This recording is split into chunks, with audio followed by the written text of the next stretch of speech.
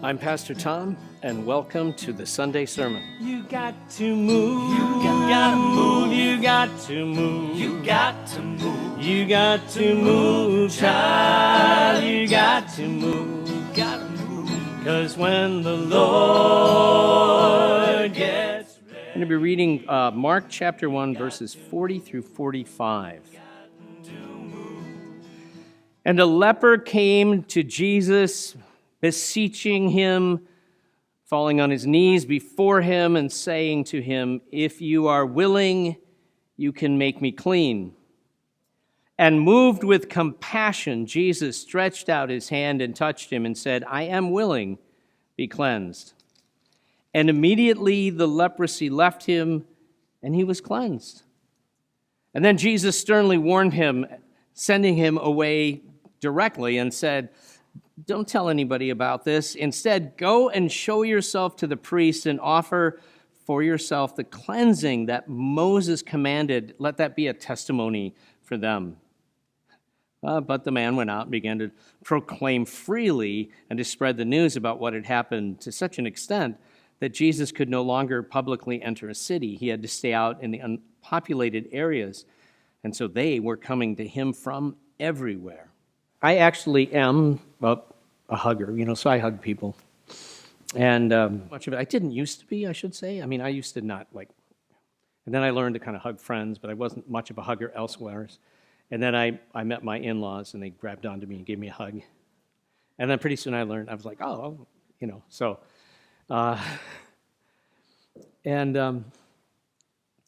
When I came into the ministry in the early 80s, at this time, the conversation was starting to happen. For a long time, churches had been sweeping under the rug issues around clergy inappropriate behaviors, stuff like that. And our denomination was like, no, we're going to deal with this right now. And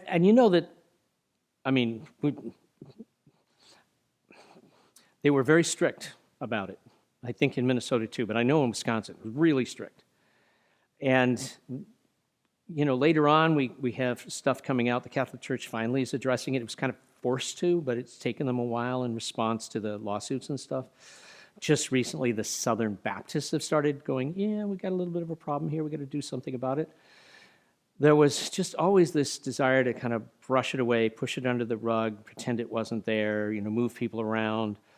And but in our denomination, very, very strict. So it was like, in fact, so strict that I would tell people, if you don't like me and you want to get rid of me and you don't want to have to deal with, committees and stuff, you just start a rumor or, contact the bishop's office and say you heard that and that, I had done something inappropriate with some member of the parish, and I will be gone like that.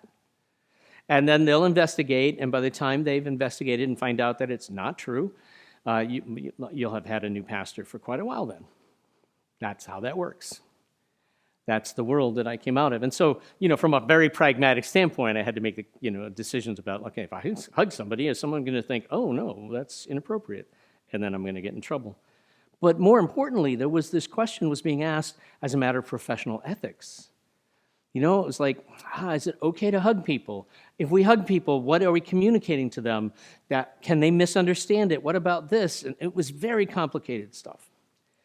And so every pastor had to kind of make their own decisions. And I knew some people who said, you should never hug anybody, shake their hands, but that's it. And others who were like, yeah, you got to be real careful, but hugs are something.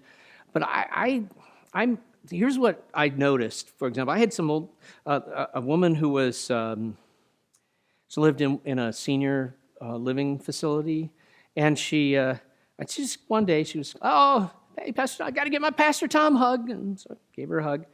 And then she said to me as she stepped away, she said, "That's the only hug I get all week." Wow. Here's a person who's basically no one is touching them at all. And they come to church, and then somebody gives them a hug. Wow. And so, and then, what about kids, right? Because that's a vulnerable population. What about kids? I never want a child to feel like they're supposed to hug. Give Uncle John a kiss and a hug, right? I mean, the kid may not want to. Uncle John may have bad breath or whatever. I don't know. But, so my rule was always, I would say to kids, hey, do you want a hug? You want a fist bump? I just want to wave. And they would decide. And so I had kids who would just be like, try to hit my hand as hard as they possibly could. And I would go, oh, man, you got fists of steel. Other kids who would just do this. But I also had kids who would practically knock me over. They would come, boom, some of them were like leaping into my arms, so I'm carrying them. But in the process of doing that, what am I doing? First I'm telling these kids, it's your body, you get to decide. Without me saying the words, I'm simply modeling that behavior for them. But the second thing is that I also know that for some kids,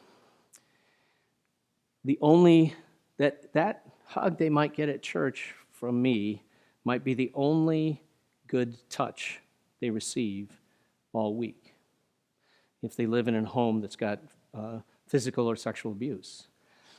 The only person who hugs them without agenda, without anything. Like, I'm not trying to get something from you. I don't want something from you. Now, I also know that, sometimes when people hug, they hug in ways that are inappropriate. I've seen people use hugging as a way of being uncomfortably intimate with others when they shouldn't. And I've been on the receiving end of that. I recognize always that as a pastor that, if I make the decision that I'm going to hug people because I want that person who never gets a hug except the one at church, or that child who's the only good touch they get might be that hug at church, I'm willing to, deal with someone whose hugs are not really that great, and I learn how to adjust accordingly. Little adjustments you can make and how you hug people. I am an expert on the different types of hugs, right? How you stand and what you align and where you go and what you do. So that's the decision process that I made, and it's all around this question of the value and the power of touch, of hugs, of even just putting your hand on somebody's shoulder when you talk to them. So Mark is writing his gospel. He's writing for the church, which is located in Rome, like I've been telling you, sometime between 65 and 70. It's a period of persecution under the Emperor Nero. It's a bad time to be a Christian in Rome. It's also a bad time to be Jewish in Rome. And they are only just now figuring out that the Christian community is sort of its own thing. It's just starting to kind of separate. It's the beginning of the separating from the Jewish community, but before they were all lumped together. But now they're sort of naming Christians as a separate group and blaming them for the fire that decimated Rome in the year 65 that Nero didn't want to take personal responsibility for. So Mark is writing his gospel. I think of it like writing a sermon. He's writing a kind of sermon. It's going to go to the different churches. It's going to be, Mark isn't doing it. I mean, he writes it, but somebody else is going to read it out loud in the churches. What that suggests to me is that there might be 2 or 3 copies of this thing. So as Mark is writing, then very quickly they maybe Mark did another copy, or somebody else does another copy. Or maybe as Mark is writing, he's saying it out loud and somebody else is writing as well. But there's probably just one to, I would guess, 3 at the most copies. But the idea is that somebody goes to read it, and they read it out loud to the church. Takes less than 2 hours. And we know part of the way you can tell that this is the case is that right in there,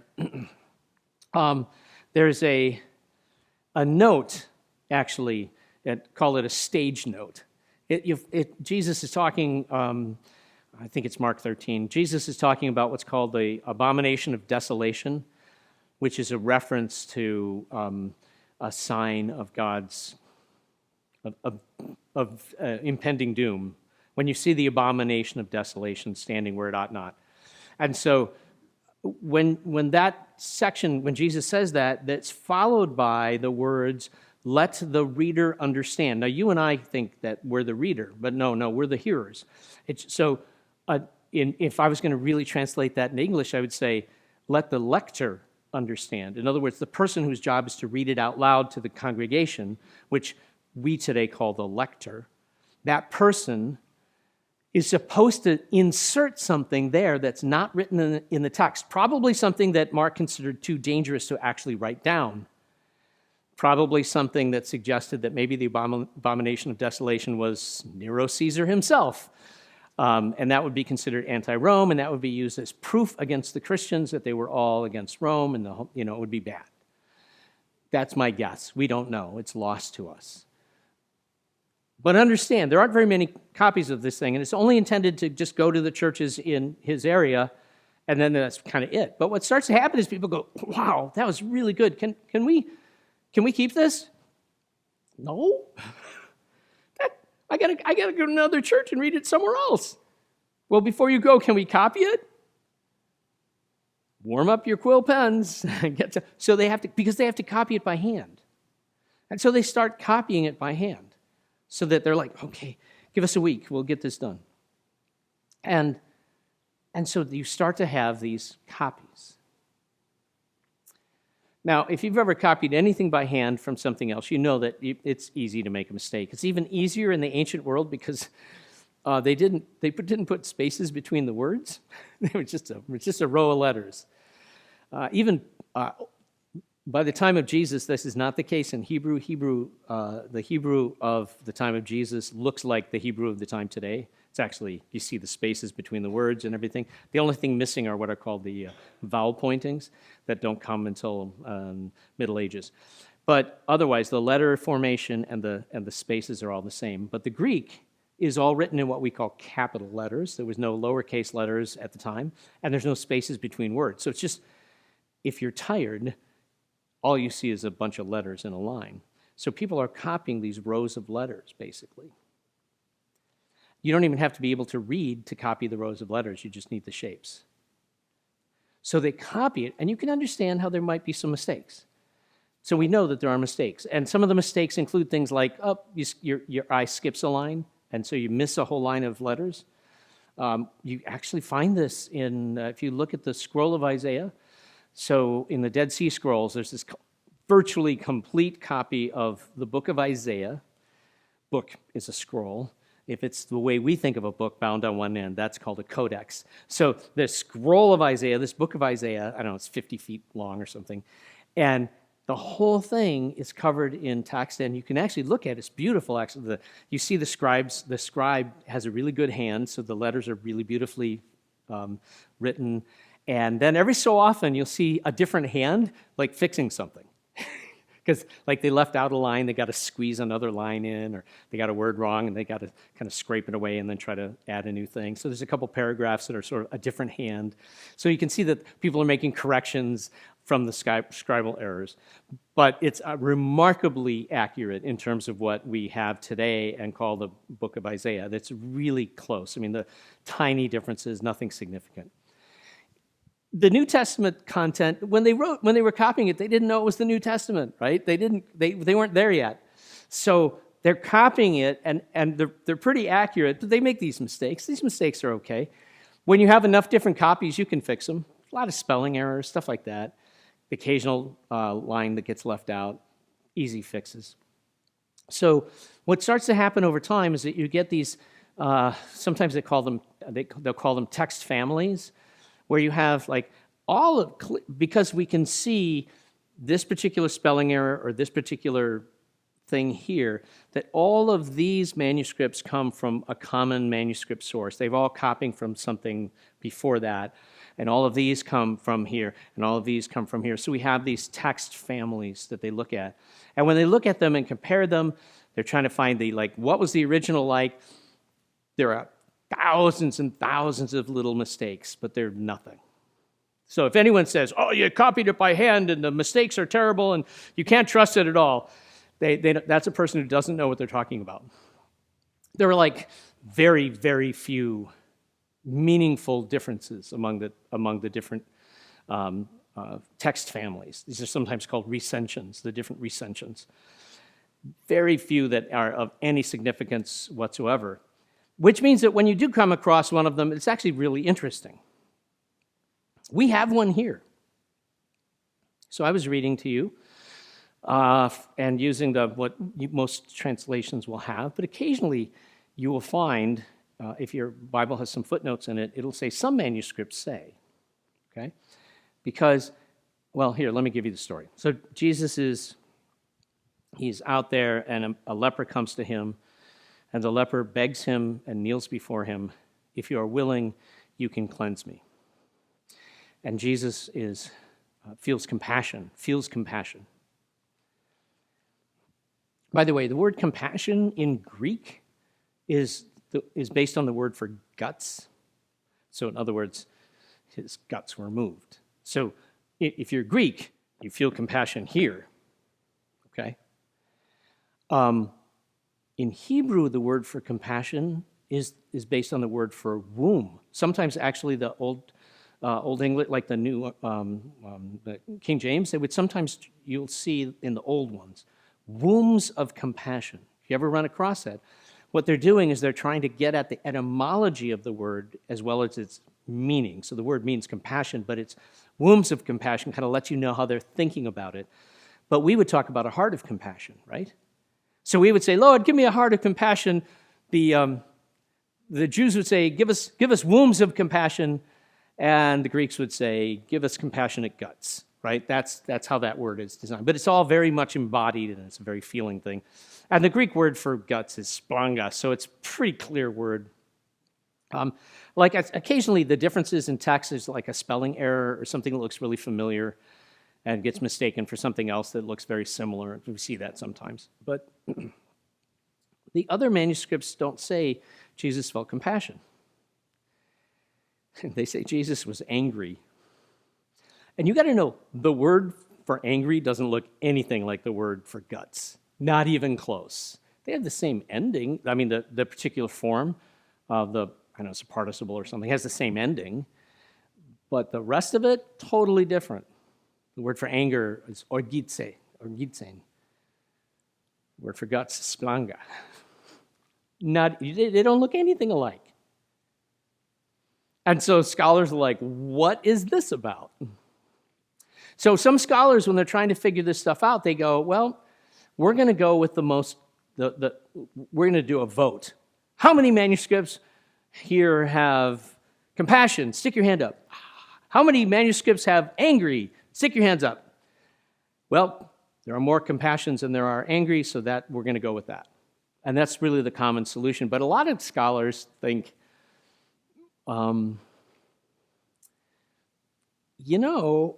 that's the kind of mistake that it's more likely that somebody later on copying it went, that can't be the right word. It must have been compassion.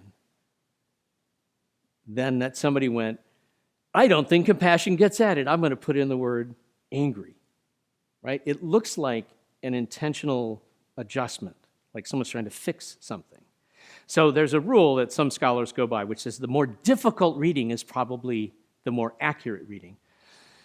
Now, I don't want to, if I have to choose, I'm going to choose that route, that the more difficult reading is probably the accurate reading.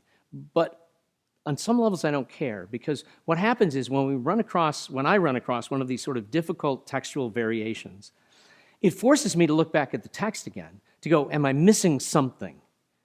I mean, I can see how the word compassion is in there. It makes perfect sense, right? This guy is sick. He's got leprosy. Jesus feels compassion for him. You poor guy, you bet I'm willing to cleanse you. But is there something about the word angry that I'm missing? Is there something I'm missing there? So now I have to go back and look more carefully at the text. And I have to go, okay, what is this? So if you understand leprosy, we don't know what the disease was, but it was something that was sometimes in modern English translations, they call it a dreaded skin disease. That's all they say. But it was something. It was diagnosed by the priest, and if you were diagnosed as a leper, you were now ritually impure. You could not participate in the life of the worshiping community, so you're excluded from the temple synagogue, well, your church, basically. And basically, no one can touch you because then they become ritually impure, which means they can't participate as well. So now you're excluded from family and community as well. So it's a very difficult place to be. You're basically in quarantine. And now we've experienced that COVID thing where there's quarantine. Hey, you test positive for COVID, so you quarantine yourself for a week or so. And then at some point, the assumption was that the leprosy would pass. You would go back to the priests. They would confirm that it passed, and then you would offer a sacrifice, and then okay, fine, we're done, quarantine over. So that's sort of its original form. Now, we do not know how that word changes and shifts over time, whether different things start to be thought of as leprosy, whether it's the same disease throughout the entire time that the word is used in the Bible. That's a lot of period. That's a long time. Or if they were, just started to use it to describe a lot of different stuff or whatever. But by the time of Jesus, here's what happens. A person who is a leper is not merely quarantined. Because the thing about leprosy is that, and the thing about the idea of ritual impurity is that ritual impurity comes to be understood as being some kind of moral failure. That you would have leprosy if you were some kind of degenerate. That you were such a horrible human being that God has judged you and marked you in such a way that everyone can see how bad you are. So it's not merely that you are sick and you need to quarantine until you're better. You are now regarded as an outcast, a pariah, as a leper, right? We even use the word today in that way. Well, they're a leper to us. Like someone they're so bad, we got nothing to do with them. You lose your church, you lose your community, you lose your family. No one can touch you. You walk around and you say, you warn people, unclean, unclean. And this is a very awful situation for a human being to be in. Now, I was trying to figure out if there's any kind of examples in our experience of anything like that.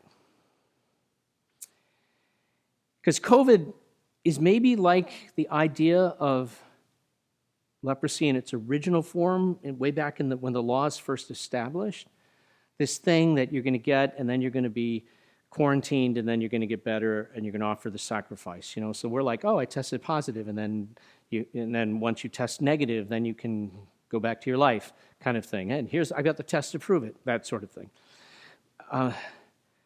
But by the time of Jesus, it's got a whole new vibe to it, and I couldn't think of anything right now, but I could in our experience, and that's the AIDS epidemic.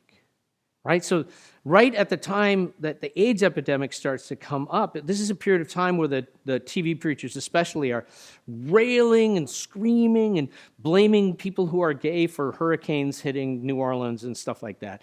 I mean, they're just going off the hook, Those sinners. Probably these preachers are out, they're doing inappropriate things with members of their congregations themselves, but they're pointing their fingers at these terrible sinners, and then AIDS comes. And it just so happens that in the United States, differently than other countries, in the United States, AIDS spreads within the community of gay men. And so suddenly, in fact, it was originally called, I think they called it GRID, gay-related immunodeficiency disease. I think that was the first name before it was called AIDS. It was called GRID, something like that. Because they just kept finding this, but only among this one population. Well, see, that's proof that God is judging them. They carry in their own bodies the result of their folly. God has poured judgment upon them, pointing the fingers. And so to be HIV positive, to have AIDS at that period of time, this is the 80s, is to be a leper. I mean, in the sociological sense that we see it here.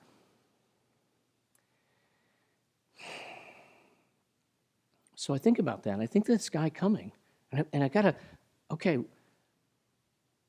here this man comes to Jesus and says, if you're willing, you can cleanse me. And Jesus is angry because he knows what this guy's life is. And you gotta, when I read the text, I can see how this works, because it doesn't say that Jesus healed him. It says, and Jesus touched him. Wait, he touched him. You can't touch a leper. Jesus touched him and said. He didn't go, you can touch a leper once they're cleansed. He doesn't wait till, no, he touches him. When he's still ritually impure, he touches him, and then he says, I am willing, be cleansed. And then what is the instruction he gives him? People love to get off on something about, like, it's called the messianic secret or something like that, where it's like, well, he tells him not to tell anyone. Jesus is trying to keep it a secret. Oh, what's that about? And then they write whole books on this. No. It's not about him saying, don't tell anybody what happened to you. He's about, don't get sidetracked. You need to get right to the priest. You need to offer this. Jesus is saying, go and be restored to your church, your family, and your community. Get back where you belong. And the way you do it is you go and you do what you're supposed to do. You show yourself healed. You offer the sacrifices, and now you're received again into your community. When I see it that way, I get, oh, no wonder he was angry. He's not angry that the guy has leprosy, that he's sick. Sure, he has compassion for the guy about that. What he's angry about is how this guy's life is as a result. You have to understand that Jesus has a good friend who's a leper. We don't learn this in Mark's gospel. We learn this in the Gospel of John. His name is Simon. They call him Simon the leper. He's a friend of Jesus. So Jesus sees how terrible this guy's life situation is as a result of his diagnosis, as a result of the judgment of his culture. And so the first thing he does is he touches him. And the second thing he does is he speaks that word of power that brings cleansing to this guy. And the third thing he does is he sends him to be restored to family, community, and church. That's what he does. And I see that and I go, oh, angry does kind of make sense in this context. So does compassion. Both words make sense to me now. Both of them do. I see it in the text.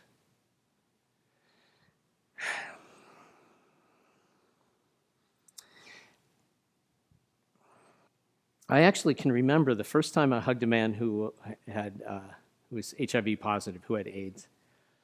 I lived in white bread, Wisconsin, right? It was my first direct close encounter with the issues around HIV and AIDS on a personal level was just when I was to do a funeral for a man who died of AIDS. We didn't even at this point know that my brother had AIDS. He died of AIDS in 2000. We didn't know that because of his mental illness. He would disappear for huge periods of time, so we didn't even know where he was. So that was kind of my first, and that's not even an encounter with me and a guy with AIDS, that's me and his family. So it's not until the 90s that is the first time I end up hugging a man who has AIDS, HIV positive. And this is the beginning of the taking of the antivirals. It was just the very beginning of the antiviral treatments that were just starting. And I remember by this time we knew how it was spread. We knew what it was about. We knew, you can't get AIDS from a toilet seat or a sink or something. Shaking hands with people, you won't get AIDS, But I still remember hugging him and that feeling, that thing in the back of my mind, that cultural thing that was like, I had to consciously hang in there, so to speak. You understand that? Now I have no idea what that may have meant for that guy. He may not have thought anything of it. But I do know that it's not just, HIV. I know we ostracize all kinds of people and think there's something wrong with them spiritually, like people with mental illness. So I knew a guy who had mental illness. My amateur diagnosis is that he was bipolar. He could be a problem. He could be a problem. He would get, in some of his states, he would get angry. We'd start talking about things, he would get really angry, and he would express it in ways that people felt really threatened by him. So he had the cops called on him all the time because he'd be talking to somebody and he'd get frustrated and he would start, and people thought he was going to get violent. And so, I dealt with that with him a lot, and I'd yell at him. He'd start doing that, I would just yell, and he'd go like this, and then I'd get real quiet and I'd say, that's how you sound to people. That's why they're calling the police. But one day he was in church. He normally came to pizza church, actually. He normally came to pizza church, which had a different dynamic because after pizza church, everyone went and ate pizza. But like 8 o'clock service or my 10:30 service, people would come through the line, and there I'd be, hugging everybody. So he had come to one of those services one day, and he was on his way out, so I gave him a hug. And I remember how sometimes when you hug people, their bodies get weird, right? So my dad was this way for years. I'd give him a hug and I'd feel, he'd like stiffen up, like, I don't know what to do. Right? So it got funny. So my son, same thing. My son would, hey, Grandpa, and he'd give him a hug. And my dad would like do this, kind of freeze up, like, somebody's hugging me. I don't know how to deal with this. And then my son would look at me and laugh, like. He actually liked to torment Grandpa with that. So it wasn't that kind of a response, though. Not the one like, it was something else. And I hugged him, and then he stepped away from me, and he looked at me, and he said, that's the first time I've been hugged in over 10 years. Okay.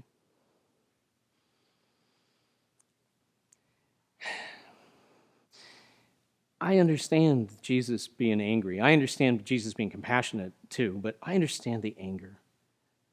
Because touch is incredibly important. To go without being touched, to have no one hold your hand, put an arm on your shoulder, give you a hug, to have none of that kind of contact is terrible. It undoes us on some fundamental level. It causes us to shrivel up. It affects our health in negative ways. Touch is incredibly powerful and incredibly important. So Jesus touches the leper. He touches him. You're not supposed to do it. He does it anyway. Before the man is cleansed. And Jesus touched him and said, I am willing, be cleansed. And the man was cleansed. You catch the order? Touch, word of power, result. Not word of power, I am willing, be cleansed. And the man was cleansed, and Jesus touched him. Not like that. He does it in completely the wrong order. He touches the untouchable in that moment, because that's the thing the man needs most. Does the man need to be cleansed of his leprosy and healed? Yeah, absolutely. That's why he experiences that. But the thing that man needs most is for somebody to touch him, and for him then to be allowed to be touched in a community of people. And this is what Mark writes. Mark just tells us the story. But if we are going to be Christians, which, by the way, means little Christs, Christ-like, if we're going to do that, then that's part of our remit, to find those who need a touch and just touch them. Need a hug, a handshake, a hand on the shoulder. And I'll tell you, actually, this is interesting. It was right when I finished up church over at the other church. It was Richard said to me, he said, one day I went into an elevator and there's a guy in there. I could tell he was having a really bad day. So I just put my hand on his shoulder and I said, hey, Jesus loves you. And that was it. Doors open, he left. And Richard said, later on, he found me. And he said, you have no idea what that meant. We don't know what it means. We don't know what it means when we just see someone and touch them, but we do know what it means when we don't. Can you find the prayer of response? And please stand as we pray together. Touch me, Lord Jesus, and say, I am willing, be healed. Restore me to sanity and health. Reconcile me to my family, my community, and to you. Embrace what is accursed and outcast in me and make me whole. Then show me those around who are also outcast, rejected, accursed, and let me become for them your arms of embrace, your touch of healing. In your name, amen. We'd love to have you join us for Sunday worship at 8:30 at the Christ United Methodist Church, or 10:15 at the Stanton United Methodist Church. Until next time, may the Lord God bless you and keep you. May the face of the Almighty be upon you, and may God grant you peace. When the Lord gets ready, you got to move. Oh.